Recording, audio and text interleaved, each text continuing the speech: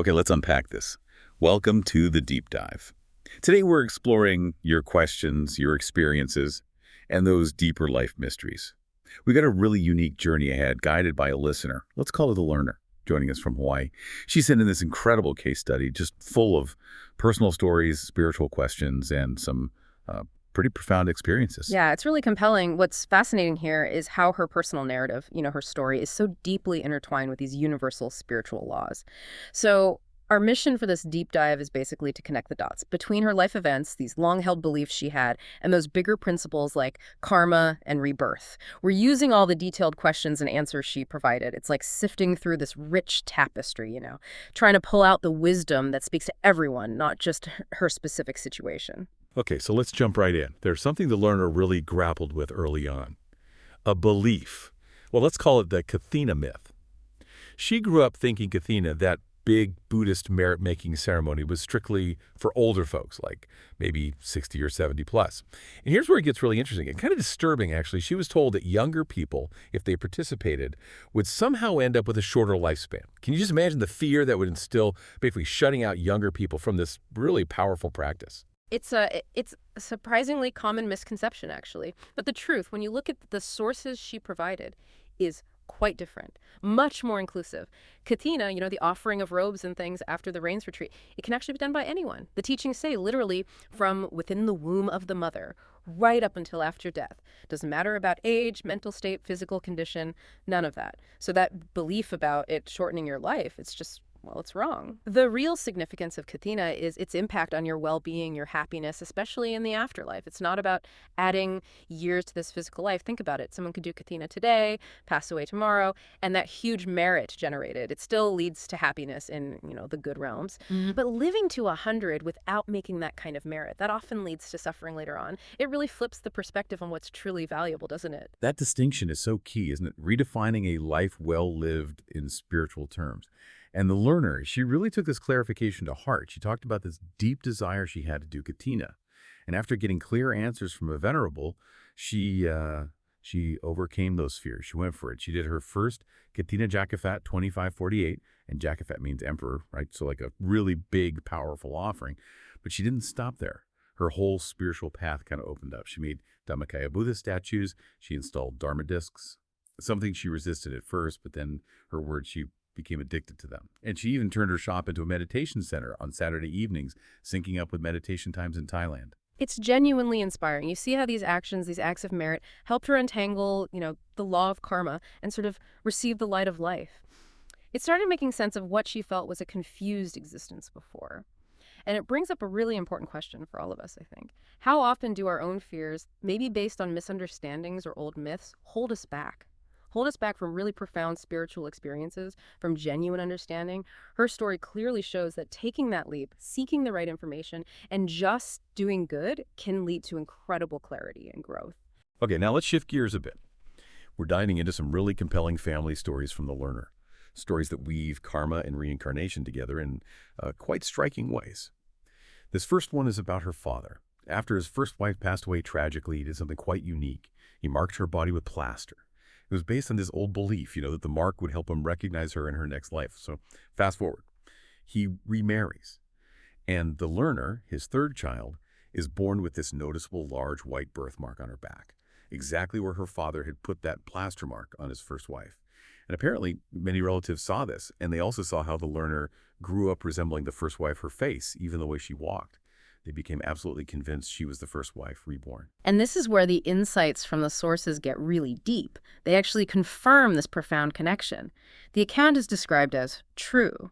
The father and his first wife, they shared these very strong karmic ties, which meant that after she died, she stayed nearby, energetically speaking, as a celestial being. And then, through that powerful mix of their love, their attachment, and her own accumulated merit, she was indeed reborn as his child.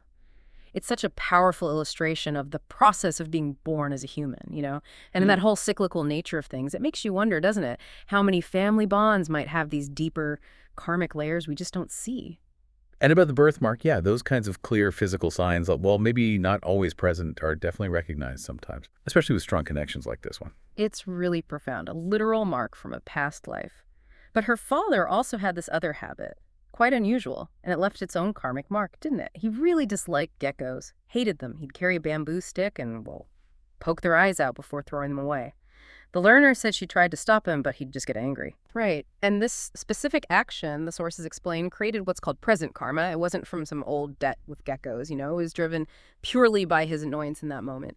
But the story takes this really direct and, frankly, quite chilling turn later on. On his deathbed, he was suffering a lot, and he cried out, "Don't poke my eyes, it hurts." This was identified as a karmic vision, a vivid, inescapable replay of the very act he used to perform.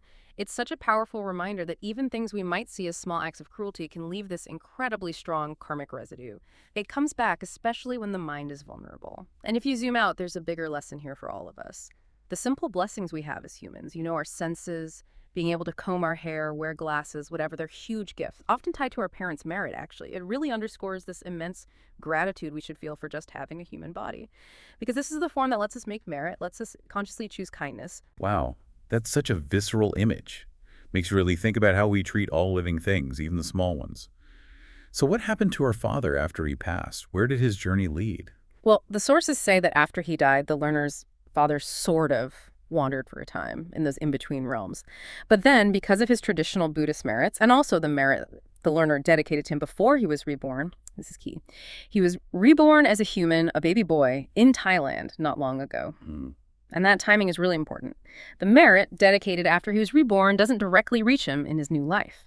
See, once a being takes rebirth, the karmic connection for receiving merit from the previous life changes. The new consciousness is like a new account, if you will. But, and this is beautiful, that dedicated merit isn't lost. It actually returns to the giver, adding to their spiritual balance. It's like this wonderful karmic loop of generosity. Life then took another very difficult turn for the learner. Her first husband died suddenly in a car accident. She was only 32, a single mother, just devastated. Understandably, she sought solace. She went to meditate at a temple in Nong Khai, Thailand. She describes how hard it was at first, her mind just turbulent. But then on the third day, after this really heartfelt prayer, she had a breakthrough. She saw a bright white light guiding her through forests, seas, and stopping at a mountain. And it led to this incredibly joyful, totally pain-free meditation that went on for hours from evening to 1 a.m. Okay, so this vision she had, in meditation terms, we'd call that a meditative nimitta. It's basically a mental sign, an image that pops up when your concentration gets deeper. It's actually a common landmark for meditators. It shows the mind is starting to settle, to unify, which is great.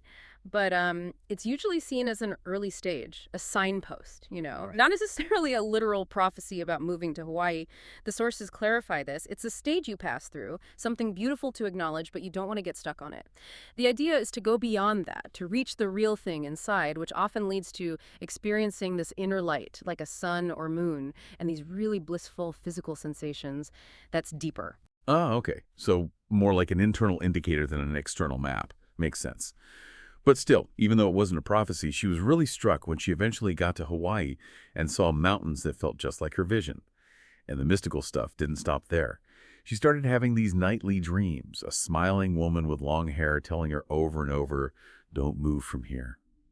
Later, she saw pictures from a friend and identified the woman as Madame Pele, the volcano goddess revered in Hawaii.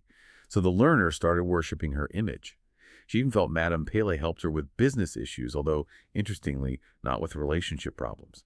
This kind of cemented her belief, and she knew the legend too. Pele is a princess who sacrificed herself, saving the island, and has been honored ever since. Right. Now, the sources offer a fascinating clarification here. They confirm the dreams were real. She definitely experienced them. However, they state that Madame Pele herself did not come into your dream. Not in the sense of a direct visitation. It's more like the learner saw what was already in the picture. Her mind connected her inner experience to this powerful cultural figure she encountered later. Now, Madame Pele was a real historical person, a daughter of a tribal chief, basically royalty back then, known for being selfless and generous. After she died, she became a type of high-level celestial, being a Brahmadeva or maybe a Vidyadhara, which has psychic abilities. But, and this is crucial, her influence is limited to one specific area on one island, not the whole state of Hawaii. What's really powerful here, as the sources point out, is the power of belief itself. Yes, Madame Pele can offer some protection, but only according to her accumulated merit. It's limited. Often people attribute successes to her that are actually the result of their own merit ripening. That feeling the learner has of being cared for, it's largely self-generated by her own faith. and her business successes. They come from her own merit, not Madame Pele. But interestingly, Madame Pele does benefit from the merit the learner dedicates to her. It improves her celestial state, better complexion, youthfulness, better celestial dwellings. So there's a connection. But the primary driver of success is the individual's merit. That's a really important distinction, isn't it? Between belief, intervention, and your own karmic bank account, so to speak. And speaking of strong beliefs in Hawaii, there's this whole thing about the lava rocks from the Big Island, the curse. Okay. The local idea is that Madame Pele curses anyone who takes them. People get sick, businesses fail. Apparently, tourists mail back kilos of rocks every year because of this. The learners even knew a family whose lives reportedly fell apart, kids into drugs, family breakdown after they took some rocks. Yes, the lava rock curse.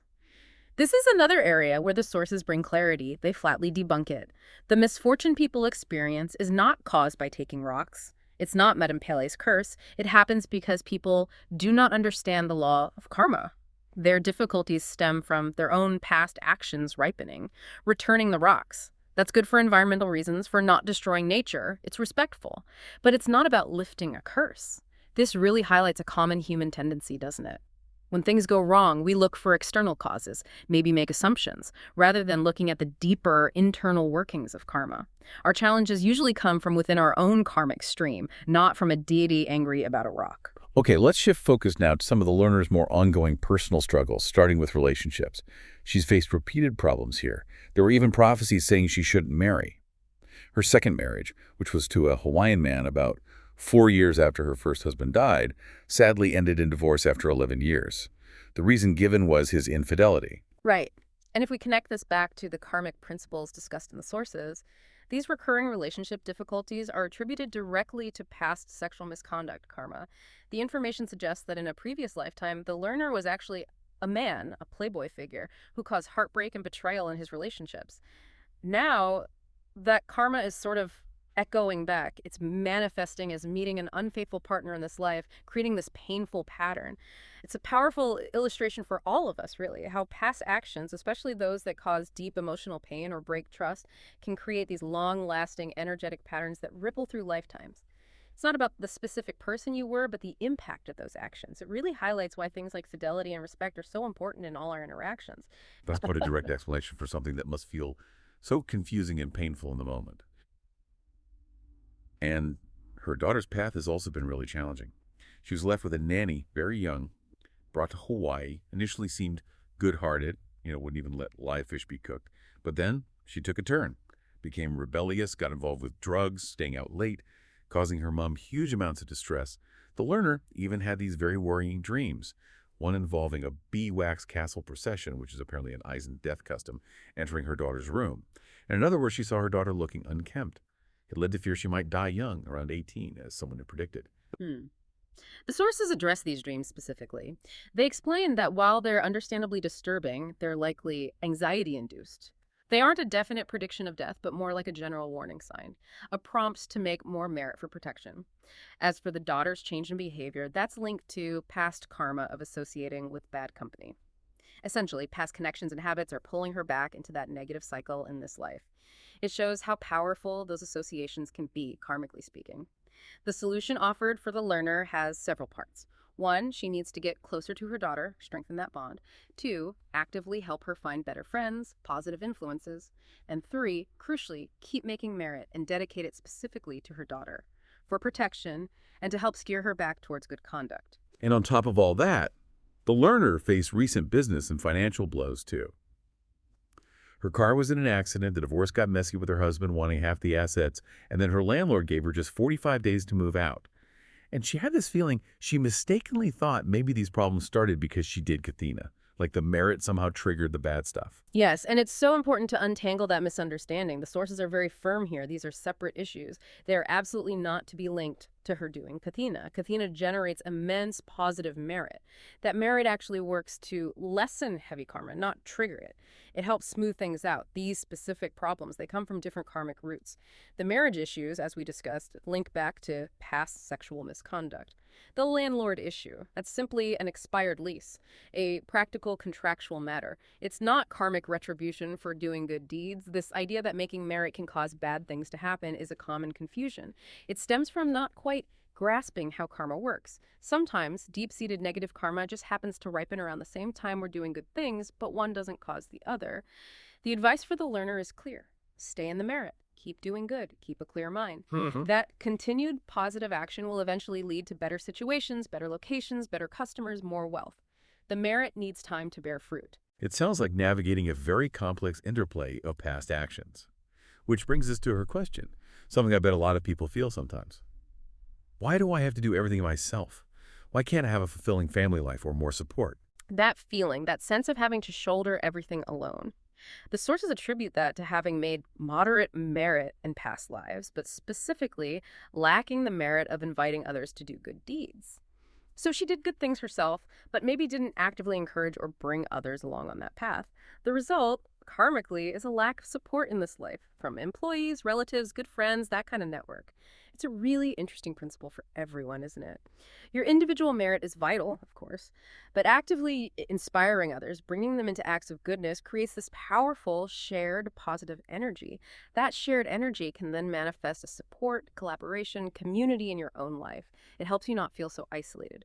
So the path forward for the learner involves continuing her own practice, give alms, observe precepts, meditate, and making a conscious effort to invite others to do so wholeheartedly. This fuller approach, the sources say, is what leads to a truly complete life. Good health, wealth, virtue, and those supportive relationships. Okay, we need to touch on a very modern question before we wrap up, something highly relevant today. Does making merit online, like transferring funds for offerings, where both the donor and the monk are online at the same time, does that give the same amount of merit as offering something physically, with your own hands? Yes. Simple answer, yes, absolutely. The source can confirm it very clearly. The merit received is not different from offering with one's own hand. The reasoning given is straightforward. This is the high-tech era. The core of merit-making is the intention, the purity of the giver's mind, and the act of giving itself. The medium, whether it's physical or digital, doesn't diminish the result if the intention is pure.